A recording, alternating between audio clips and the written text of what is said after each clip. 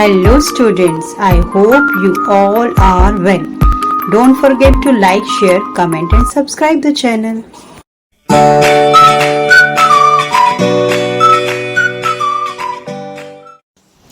Prove that root 3 is irrational. In questions को solve करने के लिए हम कॉन्ट्राडिक्शन मेथड का यूज करेंगे। कॉन्ट्राडिक्शन मेथड में जो भी चीज हमें प्रूव करनी होती है हम उसका ऑपोजिट सोच लेते हैं। जैसे यहाँ पर हमें प्रूव करना है इरेशनल, तो हम इसे रैशनल लेके चलेंगे। डेफिनेटली ये बात गलत है, तो एट द लास्ट हमें जो रिजल्ट मिलेंगे वो उसमें कॉन्ट्राडिक्शन होगा और हमें पता चल जाएगा कि हमने जो अजम्पशन ली थी वो रॉन्ग है और हमें अपना आंसर या अपना प्रूफ मिल जाएगा।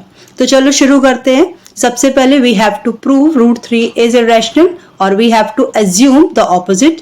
स्टार्ट करते हैं। Root 3 is rational.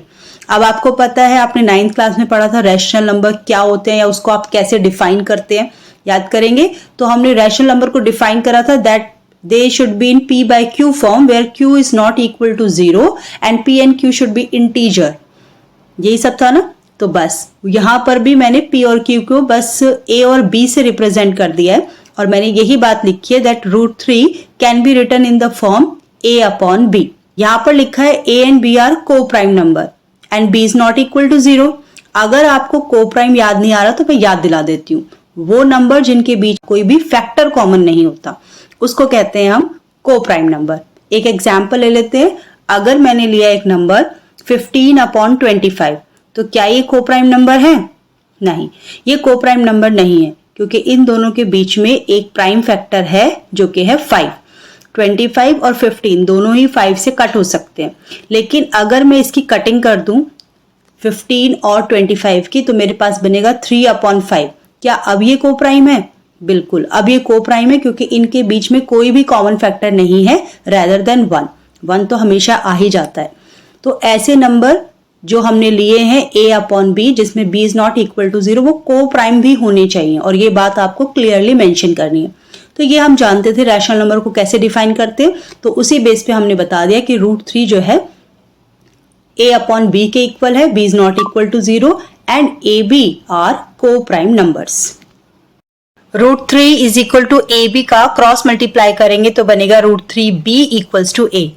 कभी भी आपको रूट नजर आए ना, आपके पास एक ही ऑप्शन होता है उस सिचुएशन को सॉल्व करने के लिए, वो है स्क्वायरिंग बोथ द साइड। तो इस इक्वेशन में हम यही अप्लाई करेंगे।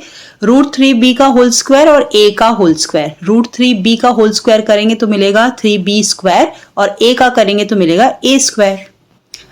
ट्रांसपोज करेंगे a square upon 3 is equal to b square. इस सिचुएशन में हमें क्या दिख रहा है कि a स्क्वायर जो है डिवाइड हो रहा है 3 से। अगर हम इसे वर्ड में लिखें तो हम ये लिख सकते हैं कि 3 डिवाइड्स a स्क्वायर। हमने थ्योरम में सीखा था कि अगर प्राइम नंबर्स में p डिवाइड कर रहा है a स्क्वायर को तो इसका मतलब है p डिवाइड करेगा a को भी। तो बस वही थ्योरम यहाँ यूज करेंगे। अगर 3 डिवाइड कर रहा है a स्क्वायर को तो definitely 3 shall divide a also. a की जगह कोई भी ऐसा नंबर रख के देखते हैं जो कि 3 से डिविजिबल हो। चलो हम रख लेते हैं यहाँ पर 9। 9 किसका स्क्वायर है? 3 का। तो 3 इंटू 3 डिविजिबल बाय 3, बिल्कुल सही है। और अगर मैं यहाँ पर स्क्वायर हटा दूं तो मेरे पास क्या बनेगा? ओनली 3। तो 3 इज ऑल्सो डिविजिबल बाय 3। तो बस यही थ्योरम का एक समरी है और इसको हमने यहाँ यूज कर लिया है। यहाँ पर हम कह सकते हैं कि a upon 3 is equal to c where c is some integer. अब यहाँ थोड़ी कंफ्यूजन है यार, ये c कहाँ से आ गया? तो देखो a अपॉन 3 जब आप निकालेंगे तो a की वैल्यू पुट करने पर कोई तो नंबर आएगा ना, तो वो जो नंबर आएगा उसको हमने लेट कर लिया कि वो नंबर जो है वो c होगा। 3 का ट्रांसपोज करते हुए हम एक लीनियर इक्वेशन क्रिएट कर लेते हैं a is equal to 3c। अब इस a की वैल्यू को हम अपने पुरानी इक्वेशन में पुट करेंगे। हमारी इक्वेशन थी 3b square is equal to a square. इस इक्वेशन में जब हम a की वैल्यू पुट करेंगे तो हमारे पास आएगा 3b square is equal to 3c whole square. 3c whole square को खोल देते हैं तो ये बनेगा 3b square is equal to 9c square. Transpose करके कटिंग कर देते हैं 9 और 3 की, तो हमें मिलेगा b square is equal to 3c square. अब ये पुरानी सिचुएशन की तरह ही बन गया।